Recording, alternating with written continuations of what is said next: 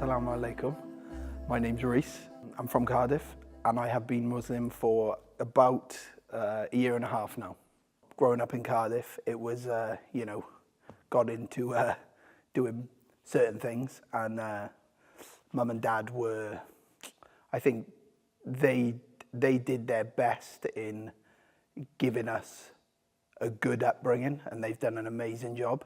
You know, we had good foundations in the house. Both my parents were heavily involved in the church, so we came from like a Christian background. I took quite a lot from the church in sort of a overall aspect, but then there was always almost felt like a disconnect. So like, for example, I guess Jesus, like the whole Jesus is God and then the Trinity, as such, it didn't really make sense to me. So I always sort of like struggled with that. But then when you come to Islam, there's like, it's got all the answers. So my thoughts on Islam before reverting, I want to say they were quite negative. Yeah, like I had a misconception on like the way the Western media had portrayed Islam. And that was my view of it. But then, I guess as you start to read the Qur'an and understand it for what it is, it's nothing like what I thought it was. I think 9/11 was probably the first, I mean, it was a massive event, wasn't it, globally? And I think that was the first impression of Muslims. I guess I thought they were quite aggressive, maybe quite violent people. Yeah, they could have these extremist views, or they could all be terrorists or whatever, but it's obviously not the case. It all started basically, I was with someone at the time, and she basically introduced me to it. At first I was super against it. I was like, I didn't really understand how it was going to work, being brought up in a Christian household, my parents having their views. Couldn't really see how it was going to happen, you know? But then I put all my, I guess, negative thoughts aside. I thought, you know what, I'll just purchase myself a Qur'an and start reading and just see what happens. And I did that, started reading, and almost things started to just fit into place, you know? Like, I can't really explain it. It was just a feeling inside of me. Like, it felt like the truth, what I was reading. I was like, wow, it really sort of resonated with me. From my understanding at the time I was in, there wasn't a big Muslim community. So I hopped on my phone in work and I basically was like searching Arabic lessons in Cardiff. And I ended up phoning this lady who run this Arabic course. And I ended up doing Arabic lessons with her for like 2 months. And I wasn't Muslim then. And then she basically put me in contact with a local mosque. And then that's when I ended up going down, took my shahada, and then met some brothers, and then properly tried to integrate myself into, you know, the Muslim community in Cardiff. Alhamdulillah. A week leading up to me taking my shahada, it felt like in my heart, it felt like the right time to do it. I wanted to dedicate my life to this and, you know, become a better person. My brother, he'd been a big support for me leading up to it. I was confiding in him in, you know, what I was learning about and what I wanted to do. And he was always super supportive. When I said to him, listen, I'm going to convert to Islam, his reaction was beautiful, man. He was just like, he was so happy for me, you know? He saw it coming. He knew, I think he knew what was happening because of the conversations me and him had leading up to it. And like conversations about the, you know, Islam and the deen and how I was feeling, that I kind of wanted to like redirect my life. And yeah, and he was just super happy for me. And he was like, brother, I'll be there. He didn't even question it, you know? He was just like, right, cool, tell me when and where, and I'm there. That was big for me because I was quite nervous to tell my parents at the start. I didn't really know how they were going to take it. So I knew that having having Az there would be like that support for me. Like I needed that, you know. He was the one person that I decided I want you to come down with me to witness this. It was my first time entering a mosque the day I took my shahada, and the same for my brother. And I basically went down with Dr. iERA, the lady I was learning Arabic with online. People were intrigued by almost why I was there. You know, in my head, I'm thinking, oh, I'm a white guy, you know. I wonder what are people gonna think? What are people gonna say once I'm in there?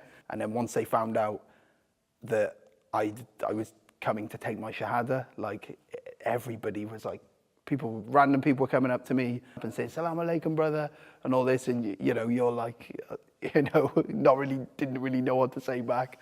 So we went into the back room. There was like a library room. We went back there. It was me, my brother, Dr. iERA, and then the Emir of the mosque, Dr. Raba, and and then he sat me down and sort of explained to me the process of what was going to happen and what I was going to say. He went through like the pillars and I guess the fundamentals of Islam.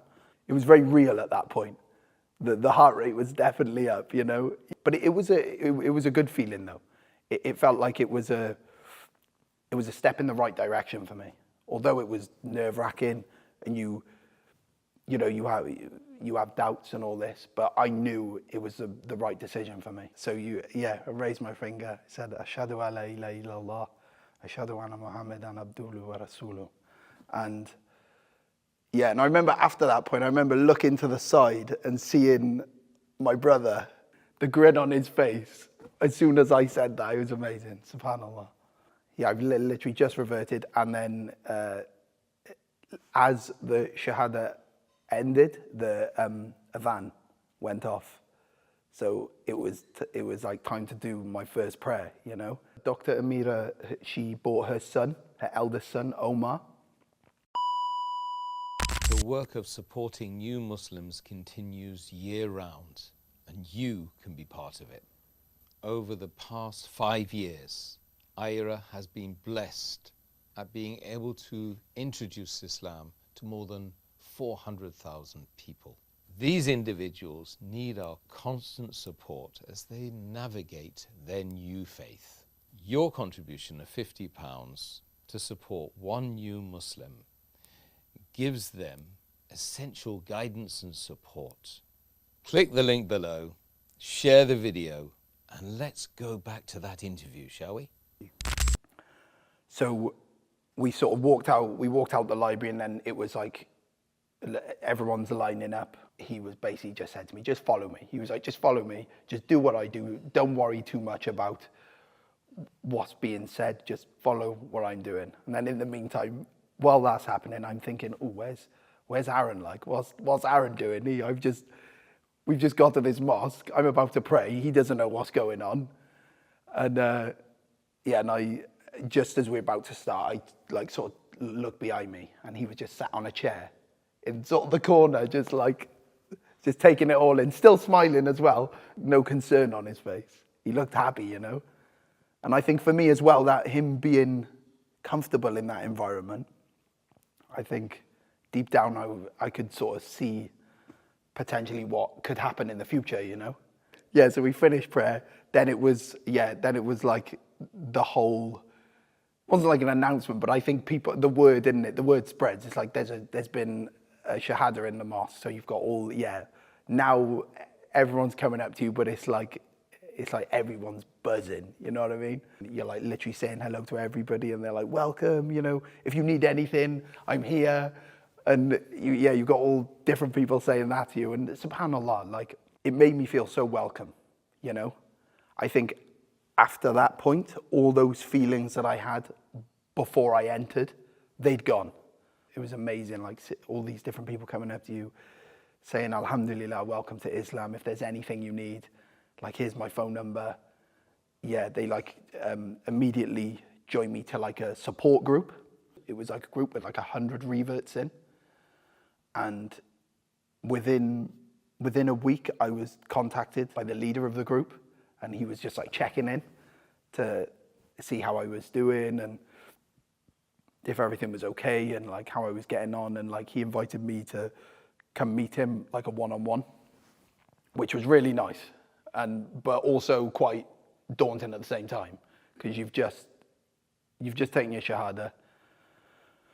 You're still kind of letting things sink in. In my head, I was like, I don't just want to sort of like take my shahada and then just sort of like sit back and chill and then potentially slip into all my old ways. It was like, okay, right, now it's time to learn and like to change and to get knowledge and, you know, hopefully excel, you know. Both my parents knew. They both knew what I was going to do. I think they had their concerns, but purely off the basis of that they didn't have the correct knowledge about Islam. They almost were like me. Like I didn't really feel equipped yet to be able to give them all the answers they needed, but I just needed them to sort of like trust me, and they did. Subhanallah, like they've been amazing. Like I think it's been quite tough for them, truthfully. It's been very difficult for them, but they've, over the past year and a half, they've really they've accepted it, that this is, you know, this is what's happened. You know, I have taken on the faith of Islam, and that this is the foreseeable future, inshallah. I think deep down I just wanted them to support me, and in my head I was concerned that they weren't going to. I was thinking the worst scenarios, you know. What if they're super upset, or you know, what's going to happen then? But like I think they were, you know, it was a shock, but they have their faith, and I think that has actually it's helped in a way, if that makes sense. It's actually there is kind of a mutual understanding, because we although we believe in different things, we both believe in God, you know. So I think over time, like as time has gone on, it's gotten easier, and like we've had to work on it, you know, which is a nice thing, because as I'm growing as a Muslim, they're also getting knowledge. They're getting more knowledge from me.